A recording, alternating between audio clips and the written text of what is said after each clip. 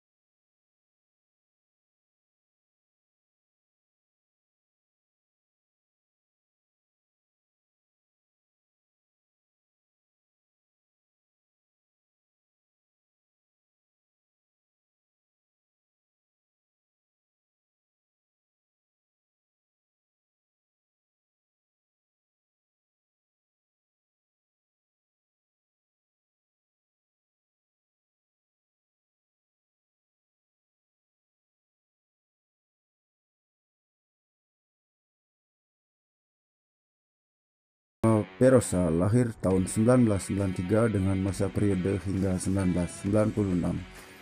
Dikenal sebagai Perosa standar dengan kelebihan sektor mesinnya yang tangguh. Sementara Perosa Special Edition lahir dari tahun 95 dan 96. Dia bodinya hampir sama dengan yang pertama, cuma dia ada perbedaan dua warna dan jok belakang yang sudah menghadap ke depan. Dan generasi ketiga adalah Perosa G2, lahir dari tahun 97 hingga tahun 98. Generasi G2 ini memiliki kelebihan power window, central door lock, hingga suspensi independen yang terasa lebih halus. Kalau dilihat dari bentuk, dia mirip sekali dengan Daihatsu Tab ya. Tapi ini masih menggunakan bahan bakarnya masih menggunakan bensin, sedangkan Daihatsu Tab itu menggunakan solar ya. Dia bermesin diesel, dan ini masih dia menggunakan BBM, bahan bakarnya bensin. Dan yang ini yang Perosa itu semuanya memakai penggeraknya menggunakan 4x2 ya, penggerak belakang saja, sedangkan Daihatsu Tab yang versi GT itu ada yang menggunakan 4x4 atau penggerak depan belakang. Dan kalau kita lihat bannya ya, coba mendekat. Untuk ban ini sudah menggunakan ukuran besar karena versi aslinya tidak besar seperti ini. Bahkan ada juga yang lebih besar dari ini, yaitu ban 33. Kalau ini masih menggunakan ban 31 kali 10 per 50 R15 dan menggunakan jenis MT ya. Padahal aslinya dia tidak bisa digunakan untuk off-road, tapi ini hanya lihat dari sisi penampilan saja untuk tongkrongan yang terlihat lebih sangar. Dan lanjut kita lihat lagi untuk bentuk grill lampunya, dia mengkotak seperti ini ya. Di tampilan grillnya, kemudian grillnya seperti ini. Terus untuk bempernya ini sudah dibuka.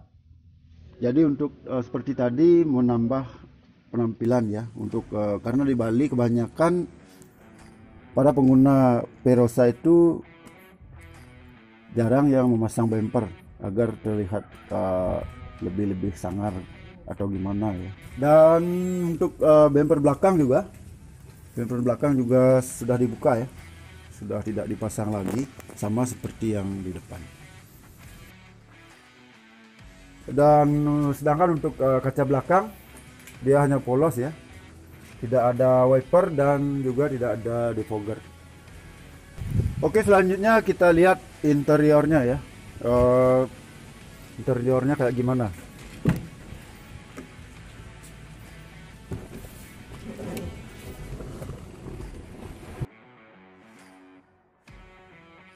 Interiornya ya, kalau untuk headroom, untuk ukuran saya yang tinggi 175 cm masih lega banget. Terus untuk visibilitas juga ya, ini kacanya semua lebar, jadi untuk visibilitas ini sangat lega ya. Kemudian di bagian setir, ini bukan setir asli ya, ini sudah diganti dengan merek Momo. Kemudian ini untuk speedometer seperti ini ada voltmeter ya. Untuk Verosa dia ada voltmeter.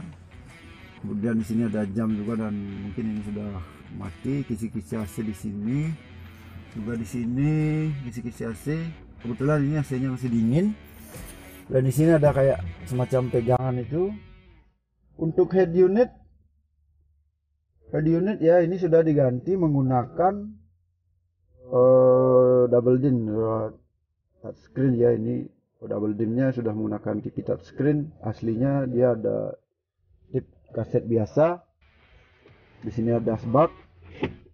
Kemudian ini ada pemantik rokok dan kontrol AC-nya di sini. Kontrol AC-nya lengkap. Untuk arah AC-nya, semburannya juga lengkap di sini. Dan tuas untuk shifternya seperti kecil seperti ini. Dia menggunakan 5 percepatan ya. Kemudian di sini ada rem tangan di sini, dan di sini ada konsol kecil ya untuk tempat air mineral atau apa. Kemudian di sini ada laci penyimpanan. Dibilang kecil juga enggak, tapi enggak terlalu besar juga. Ya itu saja. Kemudian kalau lihat di belakang, ya ini seperti saya bilang tadi, ini sudah dirubah. Kalau aslinya ini berhadap-hadapan atau dengkul-dengkulan, kalau ini sudah dirubah ke depan semua ya. Nah, pertanyaannya adalah bagaimana cara masuknya. Oke, sebentar lagi kita lihat cara masuk untuk ke belakang, karena dia hanya menggunakan 3 pintu ya. Nah, untuk masuk ke belakang ya, kalau biasanya kalau berhadap-hadapan kan bisa masuk dari pintu belakang sana. Kemudian kalau bentuknya seperti ini, kita agak ribet sedikit ya. Agak, kalau kepraktisan kurang. Kita harus seperti ini. Kemudian kita tarik ke depan. Ya, baru bisa masuk. Oke. Kemudian untuk door trim ya sangat polos ya. Maklum ini mobil lama. Dia polos, tidak ada tempat penyimpanan air mineral di sini. Di sini ada speaker. Aslinya speakernya di sini ya, tapi ini sudah dirubah tempatnya di sini. Dia belum menggunakan power window, jadi masih pakai gayungan. Kemudian ini pegangan untuk handle pintu, dan model kunci lock door-nya seperti ini.